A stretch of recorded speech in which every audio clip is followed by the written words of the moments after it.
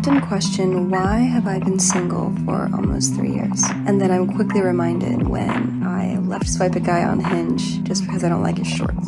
The amount of options are just overwhelming, so you start getting picky. Men need to understand that when women open up a dating app, it's just thousands of suitors. And so she starts picking on the dumbest stuff. I don't like his bracelet. I don't like that guy's shoes. His eye doesn't look right. He had one hair on his nose. It's like the weirdest things now because you have so much to choose from. You can literally stitch the perfect man together. Minimum height. 6 feet. Yeah, that's where they get you. Would you exclude obesity? Absolutely. Minimum income. So I'm gonna say at least 200. 200 grand? You can be 30 years Oh old and my make 200 goodness. grand. Take a guess at what percentage of men fit this 2%. criteria? 2%? Much lower. It's 0.049%. All right, is this going on the TV? One of the core goals of the MGTOW movement is to empower men to stand up for themselves and realize they're not just a lineup of toys for women to pick and choose from. Thanks to snide comments from modern women, many men are grappling with self-confidence issues. Remember, self-care is crucial if you want to break free from those trying to undermine your independence and turn you into simps. And yes, a good skincare routine is part of that self-care, because looking good is the best way to show you're unfazed by their nonsense. That's why I'm excited to have Tej Henley as the sponsor of today's video. Tej Henley simplifies the process of taking care of your skin. They provide you with all the products you need and nothing you don't. Seriously, I still don't think some of you believe me when I tell you how much implementing a quality skincare routine will improve your confidence in all aspects of your life. I recommend you start with their Level 1 system, which comes with all the basics. A daily face wash, an exfoliating scrub, an AM moisturizer with SPF 20, and a PM moisturizer. Oh, and to make it dead simple for guys like us, they provide this instruction card in every box that tells you when to use each product, how much to use, and in what order. It definitely comes in clutch. Skincare wasn't always something I took seriously, but now that I have, I wish I would have started sooner. But you don't just have to take my word for it because they have over 10,000 five-star reviews from customers around the globe. And because Tej is sponsoring this video, they're offering you an amazing deal. Just click the first link in the description to get 40% off your first skincare system and a free gift. Plus, as a member, you'll also get 20% off for life. So don't wait any longer. Click the first link in the description to start your skincare journey today. Can we talk about when a good man's heart is broken? He will remain single for years later. But why? Because society and everyone else in his world, including himself, blames him. And after experiencing that amount of pain and guilt and shame, it takes a long time to want to risk that again. Now that we've covered the importance of taking care of yourself, let's get back to why the MGTOW movement is so crucial. So in a few seconds, you realize why a lot of women are single. So when you look at yourself, what would you say you need to improve when you're dealing with the opposite gender? Nothing. Shit, I don't think there's any flaws. I don't really have any flaws. What I need to improve? Yes. Probably his timing. What? Your timing or his timing? His timing. No, it's about you though. Oh, you what need do I to. need to Yeah, what do you need to improve? I don't know. You see how she jumped straight to you? This is why being single is so peaceful. Most men will only experience unconditional love from their mothers, and some of us don't even get that. Most of us have never even felt appreciation or respect without conditions or hidden intentions. We don't know what it sounds like to hear, "I see you, and I'm proud of you. I'm glad you're here. You really make a difference," yet the expectation is to constantly be displaying the strength and love that the world is hesitant in conveying. We're expected to have a thick skin but get judged if it turns to a hard shell. The first step in being a man is ignoring the hunger. Because yes, boy, you're going to be starving. Starved of attention, starved of affirmation, starved of love, starved of being told that you are enough. Step 2 in being a man is comfortability with replaceability. You are only as good as you are useful. You are only as valuable as you are needed by others. Should there ever come a day, boy, where you fail to provide everybody with a smiling face, then do not be surprised when they say all men do is take up space. The funniest thing is that 70% of women think their soulmate embodies all the qualities they sought in their last 10 to 30 boyfriends. You guys guys never tell each other, you're not special, baby girl. We're all the same. You guys never check each other on this shit. Yeah. You never do. And that's why girls walk around in their grand leisure to go ahead and say the shit that they say. I'm special. I'm an exception to the rule. I'm this. I'm that. But you guys really aren't that much different from each other. He's right. Most women are delusional because of this. Guys tend to be more straightforward, lifting each other up if they see potential. Girls, on the other hand, constantly validate each other regardless of reality, filling each other's heads with nonsense. The 5'4" 200 pounder declares, "I'm bold and beautiful," while her 5'4" 105-pound friend cheers, "You go, girl," all the while thinking, "That's one less chick I have to compete with." Because that's all guys want. All guys want is swear to God. No, let me rephrase that. Shitty men want and that's all they want from you. Hire guys that are worth more, that will benefit your life more, they're not just going to want from you.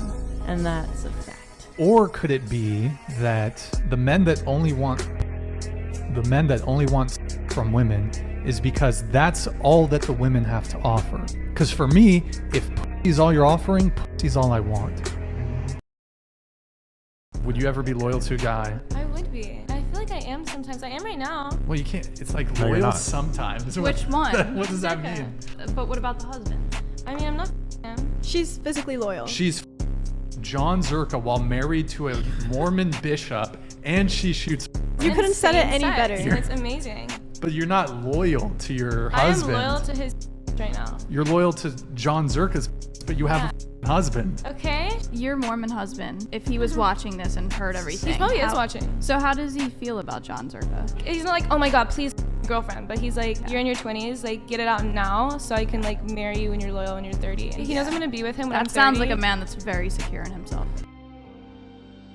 I hope she lives long enough to understand that these men are simply using her body. You want a high-value man?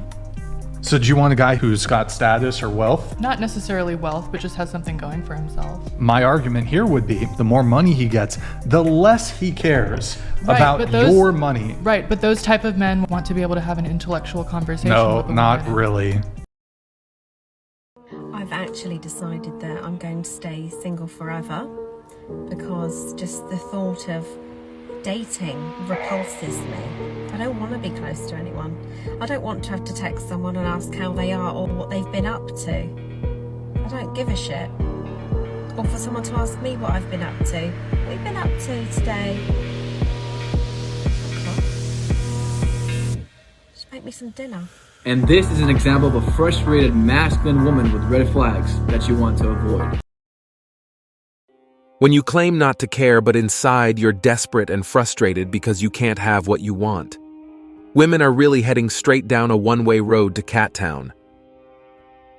A lot of guys are socially awkward. I think you're a bit ignorant to like the average guy's experience. Consider this, right? The average guy today, his granddad had to put in a quarter of the work to get the kind of woman that is 4 times as amazing as the woman he's attracted. Oh, you're talking like about his grandmother was an amazing woman and a very, very feminine, natural woman, and his granddad really didn't have to do the kind of work he has to do right now as a young man in the Western world. So you're talking about hoflation. Yes, it's hoflation. Hoflation, so modern men have to work 5 times harder than their grandfathers did for women 20 times worse than what their grandmothers were. It's true. It's actually true. Look, you're free to do porn, but my personal view is I don't think it's impossible for a girl who's been involved in that kind of industry to get a guy, to get married. It's clear. I don't It's think not they about have to change. It's just like that's your history. Not Okay, going but there. it's just like, don't judge people who've had a lot of sex. Some people, like, I didn't even know what I was getting into. Well, actually, no. I will judge people who have had a lot of sex. Okay. In the same way that women judge men for a vast list of criteria when it comes to selecting them to potentially be a romantic partner, men are also allowed to have preferences, standards, and boundaries. It's always this thing with like, oh, why are men so judgmental about body count or women who do this or who do that? Y'all are super judgmental about a myriad of things that matter to you, like a guy's height, a guy's success, a guy's penis size. There's a million things that y'all care about. I guess that's valid. And that's, for you, that's preferences. But if a man has a preference, that's discrimination.